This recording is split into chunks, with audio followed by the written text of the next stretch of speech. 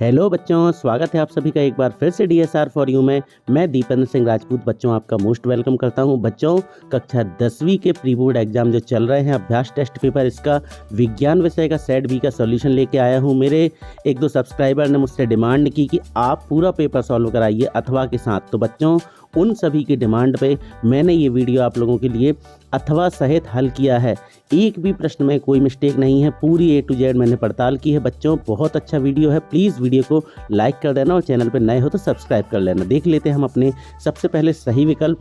सबसे पहले कहा जा रहा है, इसमें आपको बताना है कि विस्थापन अभिक्रिया है इसका उत्तर। तो देखिए, विस्थापन हो गया, ये आयरन जो है एल्यूमिनियम के साथ विस्थापित हो गया है, वो आपको मैं बाद में समझा दूंगा। पहले का उत्तर आप लगा लें, विस्थापन अभिक्रिया। दूसरे में वह कौन सी धातु जो अधातु रूप में द्रव रूप में पाई जाती है, वो है बच्चों ब्रोमीन। तीसरे का उत्तर है दो तंत्र का कोशिका के मध्य खाली स्थान को बोला जाता है बच्चों सिनेप्स। चौथा है बीजाणु द्वारा किसका प्रजनन किया जाता है, तो ये किया जाता है राइजोपस द्वारा। बीजाणुओं का प्रजनन किसके द्वारा किया जाता है, राइजोपस। चौथा वाला का ए ऑप्शन है, लगा लीजिएगा। फिर इसके बाद मनुष्य में लिंग निर्धारण होता है किसके माध्यम से, तो इसके लिए जवाबदार रहते हैं बच्चों गुणसूत्र। लास्ट वाला है, किसी बिंब का अवतल दर्पण द्वारा बना प्रतिबिंब आभासी सीधा तथा बिंब से बड़ा पाया गया वस्तु की स्थिति कहाँ होगी, तो ये होगी बच्चों दर्पण के ध्रुव और मुख्य फोकस के बीच में। इसके बाद जो अगला है बच्चों हमारा, वो है दीर्घ दृष्टि दोष। तो दीर्घ को ही दूर कहा जाता है, तो दूर दृष्टि दोष को दूर करने के लिए कौन सा लेंस लगाते हैं बच्चों, तो ये लिया जाता है हमारा उत्तल लेंस। फिर इसके बाद है बच्चों प्रतिरोध का मात्रक। तो प्रतिरोध का मात्रक ओम होता है। तो ये हो गए हमारे सही विकल्प के सभी प्रश्नों के उत्तर। इसके बाद पारी आती है बच्चों हमारे सही जोड़ियों की। दूसरा जो प्रश्न था, इसमें आपको देखो सही जोड़ी लिखना कैसे है, मैं पहले वीडियो में आप लोगों को बता चुका हूं, इनमें केवल उत्तर बताऊंगा। तो देखिए, पहले वाले का डी है विद्युत चालक, दूसरा है वृक्क की इकाई, वो कहलाती है बच्चों नेफ्रॉन। तीसरा है परिधीय तंत्रिका तंत्र, तो ये होते हैं कपाल तंत्र और मेरुरज्जु। चौथा है परपरागण का कीट द्वारा। पांचवा है DNA। DNA बच्चों आनुवांशिकता से रिलेटेड है, आनुवांशिक पदार्थ कहलाते हैं। उत्तल लेंस का प्रयोग, उत्तल लेंस कैसा होता है, ये बीच में मोटा और किनारों पर पतला होता है। फिर प्राकृतिक स्पेक्ट्रम, ये बनता है बच्चों इंद्रधनुष के माध्यम से। फिर विद्युत चुम्बकीय प्रेरण की खोज की थी हमारे माइकल फैराडे, मतलब कि फैराडे ने। ठीक है, ये हो गई हमारी सही जोड़ियाँ। इसके बाद बारी आती है बच्चों हमारे रिक्त स्थान की। देखें, रिक्त स्थान में जो पहला है, जैसे कि वे अभिक्रियाएं जिनमें उत्पाद के निर्माण के साथ साथ ऊष्मा भी उत्पन्न होती है, उसे कौन सी अभिक्रिया कहते हैं, तो ये है ऊष्माक्षेपी। ठीक है। फिर अधात्विक ऑक्साइड प्रायः किस प्रकृति के होते हैं, तो ये होते हैं जिस प्रकृति के, मतलब अम्लीय प्रकृति के। मनुष्य में लैंगिक जनन होता है। इन सारे प्रश्नों के उत्तर ये हैं आपके सामने, देखें आप। रिक्त स्थान में पहले का उत्तर आएगा बच्चों ऊष्माक्षेपी, दूसरे का आएगा अम्लीय प्रकृति के, तीसरा है लैंगिक जनन, चौथा है कम, पांचवा है वोल्ट, छठवा है बच्चों प्रतिच्छेद और लास्ट वाला है 10%। ठीक है, तो इस तरीके से ये खाली स्थान हो गए।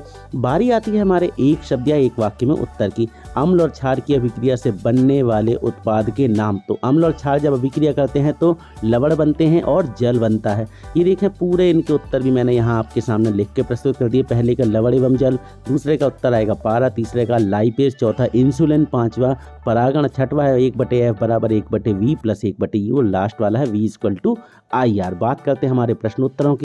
बच्चों, इसके बाद बारी आती है हमारे प्रश्नोत्तरों की। तो देखें आप, संयोजन अभिक्रिया वाला और अपघटन और वियोजन वाला, इसका मैंने आपको उत्तर बताया है। तो देख लें यहाँ पे, संयोजन अभिक्रिया क्या होती है, जब दो या दो से अधिक पदार्थ संयोग करके एक नया पदार्थ बना लेते हैं, इसे संयोजन अभिक्रिया कहते हैं। जैसे देख लें आप लोग, कोयला की ऑक्सीजन की उपस्थिति में जलाने पर CO2 गैस बनती है, पूरा लिखा है। फिर बारी आती है वियोजन अभिक्रिया। तो जब एक बार टूटकर दो या दो से अधिक नए पदार्थ का निर्माण करता है, तब उसे वियोजन अभिक्रिया कहते हैं। जब एक पदार्थ, ठीक है ना, बार की जगह पदार्थ कर लीजिएगा आप लोग। फिर अगला क्वेश्चन है भर्जन एवं निस्तापन। दोनों प्रश्नों के उत्तर दिए हैं मैंने बच्चों, तो देख लें आप लोग। पहले भर्जन का उत्तर ये है हमारा। भर्जन, भर्जन क्या होता है, सल्फाइड अयस्क को वायु की उपस्थिति में अधिक ताप पर गर्म करने से संबंधित वायु, ये पूरा लिखा है। और निस्तापन का उत्तर ये है। बच्चों, प्लीज़ वीडियो को लाइक कर दो और चैनल पर नए हो तो सब्सक्राइब कर लो और अपने दोस्तों को भी शेयर कर दो। सातवां क्वेश्चन का उत्तर देख लें आप लोग। ये सातवां क्वेश्चन जो है, इसके दोनों प्रश्नों के उत्तर यहाँ पे मैंने दे दिए हैं। संरचनात्मक समावयवता किसे कहते हैं, ये हो गया एक उत्तर, और दूसरा है समावयवता की परिभाषा। तो ये हो गए हमारे दोनों उत्तर। स्क्रीनशॉट लेके आप तैयार कर लीजिएगा। फिर बारी आती है हमारे अगले क्वेश्चन की। आठवां प्रश्न जो है हमारा, देखें दोनों प्रश्नों के उत्तर मैंने उपलब्ध कराए हैं, देख लें, आपको जो अच्छा लगे वो आप लोग लिख सकते हैं। ऊपर आप लोग देख लें, ऊपर वाला है और नीचे वाला है, मतलब ये दोनों क्वेश्चन एक ही स्लाइड में मैंने यहाँ पे दे दिए हैं। फिर से कहूँगा बच्चों, हमारे चैनल में आपको सही और सटीक जानकारी प्रोवाइड कराई जाती है, तो प्लीज़ यहाँ वहाँ मत भटकें, एक बार आइए और हमारे चैनल को सब्सक्राइब कर लीजिए, क्योंकि हमारे चैनल में समय समय पर आपकी बहुत इंपॉर्टेंट क्वेश्चन के द्वारा मदद कराई जाती है। अगला क्वेश्चन है बच्चों लैंगिक जनन और अलैंगिक जनन। इन प्रश्नों का, दोनों प्रश्नों का उत्तर भी यहाँ पे आपको एक स्लाइड में मिल जाएगा। देखिए ये लिखा है लैंगिक जनन किसे कहते हैं, इसकी परिभाषा और इसका महत्व पूछा है। ये देख लीजिए, आप पूरा लिख दीजिएगा जैसा इसमें लिखा हुआ है। इसके बाद बारी आती है बच्चों हमारे अलैंगिक जनन की। तो देखिए अलैंगिक जनन की ये है विधि पूरी, और इसके प्रकार कितने प्रकार के होते हैं, कलिका यानी विखंडन और पुनरुद्भवन, ये 3 प्रकार से अलैंगिक जनन होता है। ठीक है, इसके बाद बारी आती है हमारे अगले क्वेश्चन की। अगला क्वेश्चन है हमारा प्रश्न क्रमांक 10वां, मेंडल वाला, और मेंडल के स्वतंत्र अवव्यूहन का सिद्धांत या फिर नियम। तो देखिए आप लोग, मेंडल के मटर के पौधे वाला उत्तर ये है कि मेंडल ने अपने प्रयोग के लिए मटर के पौधे का चुनाव क्यों किया, क्योंकि इसमें पूरा लिखा पौधा एक वार्षिक होता है और आसानी से उग जाता है, इसके पुष्प द्विलिंगी होते हैं, समयुग्मी पौधे होते हैं, इस तरीके से पूरा लिख दीजिएगा।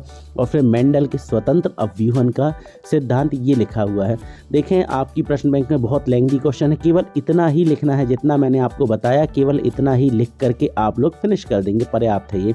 इसके बाद बारी आती है हमारे अगले 11वें क्वेश्चन की।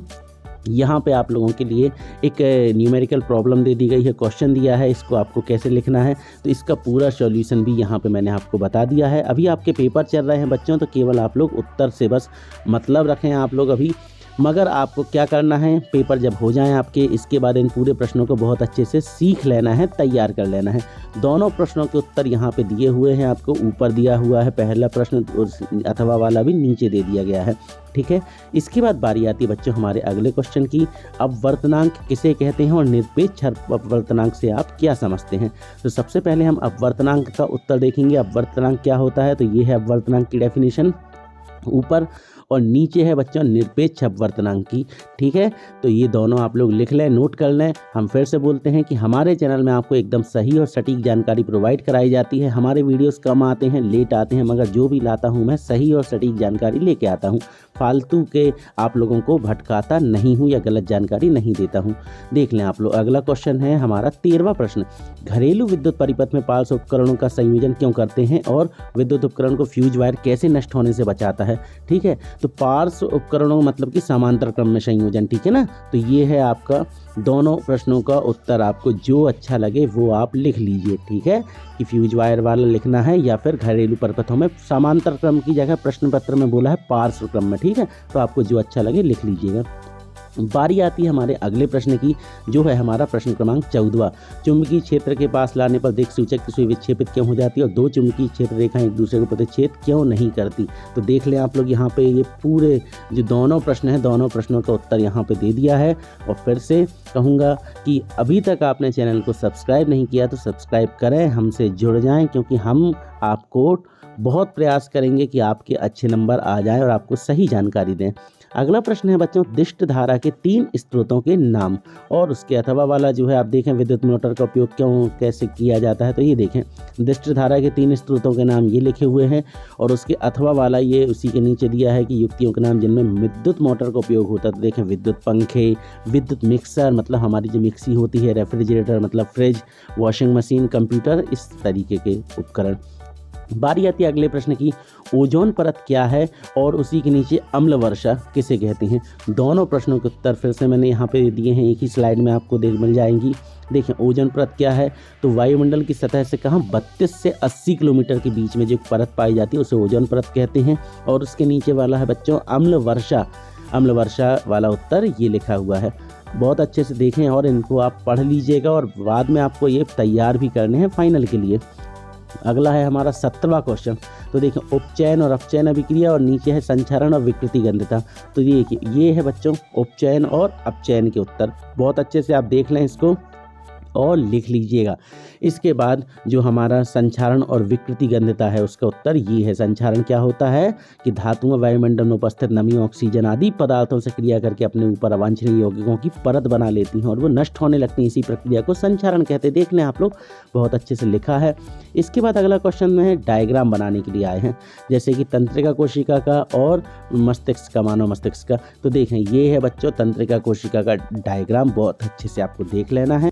डायग्राम बनाते समय एक बात का विशेष ध्यान रखें बच्चों कि ये नामकरण बहुत अच्छे से हो और कम से कम 4 से 5 नाम जरूर लिखने हैं आपको, ठीक है। अब जैसे इसमें भी देखें आप, लगभग 6-7 नाम हैं, तो आपको अगर ज़्यादा नहीं बनता है तो कम से कम 5 नाम जरूर याद करें। कई डायग्राम में क्या होता है कि बहुत सारे नाम होते, 7, 8, 10 नाम, तो 5 से 6 नाम जरूर लिखने हैं आपको।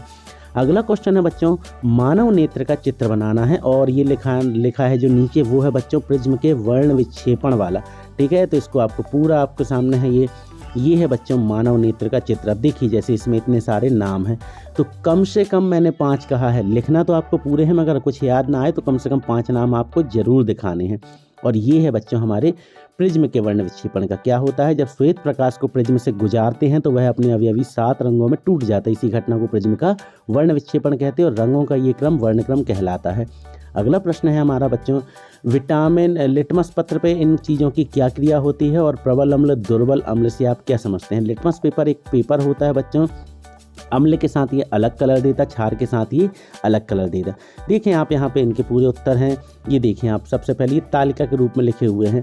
इसमें आप लोगों को जो चौथा नंबर है कार्बोनेटेड सॉफ्ट ड्रिंक, शायद ये नहीं पूछा गया है, बाकी सारे के सारे पूछे गए हैं।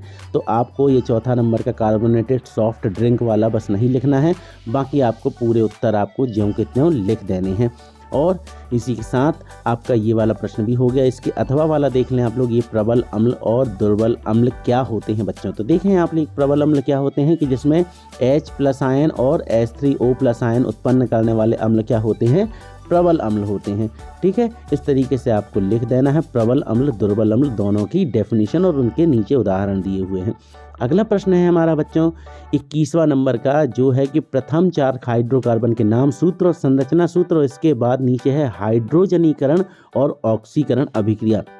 तो देखें आप लोग, पहला जो है आपका प्रथम 4 कार्बोहाइड्रोजन के हाइड्रोकार्बन के नाम और संरचना सूत्र।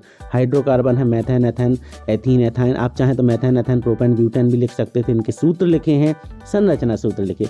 आपके पास अगर कोई और अच्छे उत्तर हों तो आप उन्हें भी लिख सकते हैं, ठीक है। फिर ये है बच्चों हाइड्रोजनीकरण अभिक्रिया और ये आपकी ऑक्सीकरण अभिक्रिया। तो ये दोनों प्रश्नों के उत्तर यहाँ पे हैं। अगर ये वीडियो अच्छा लगा हो आपको जानकारी से आप खुश हों तो प्लीज़ वीडियो को लाइक कर दो और चैनल को शेयर कर दो अपने दोस्तों के साथ, और सब्सक्राइब कर लो अगर अभी तक आपने सब्सक्राइब नहीं किया हुआ है, ठीक है। ये है प्रतिस्थापन अभिक्रिया और ये है साबुनीकरण अभिक्रिया। दोनों के दोनों आपको मतलब पूरे अथवा सहित में उत्तर आपको दे रहा हूँ। इतनी मेहनत की है तो प्लीज़ थोड़ा सा आप भी सपोर्ट करें। आखिरी क्वेश्चन है हमारा, जाइलम और फ्लोएम में 4 अंतर और रक्त एवं लसिका में अंतर।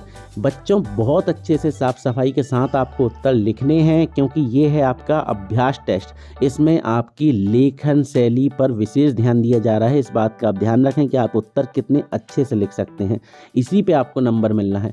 तो प्लीज़ जल्दबाजी ना करें, आराम से धैर्य के साथ बैठ करके साफ सफाई से लिखना है। बाकायदा चित्र बनाते समय पेंसिल का प्रयोग करना है, और जहाँ कहीं आवश्यक हो तो आप अंडरलाइन करें। बहुत अच्छे से कॉपी को सजा करके आपको लिखने की प्रैक्टिस करनी है और आपको इनके उत्तर तैयार कर लेने हैं। जाइलम फ्लोएम का उत्तर हो गया, रक्त और लसिका का उत्तर ये हो गया, और ये हमारे पूरे के पूरे जो आपको 22 क्वेश्चन थे, पूरे 22 क्वेश्चन का मैंने आपको सॉल्यूशन यहाँ पे प्रोवाइड करा दिया। मेरी मेहनत अगर अच्छी लगी हो तो प्लीज़ मेरे वीडियो को लाइक कर दो, और चैनल पर नए हो तो सब्सक्राइब कर दो, और ये वीडियो अपने दोस्तों को भी शेयर कर दो ताकि उनका भी फ़ायदा हो जाए। मिलते हैं बहुत जल्द अपने अगले वीडियो में, तब तक बने रहिएगा हमारे साथ, पढ़ते रहिए, बढ़ते रहिए।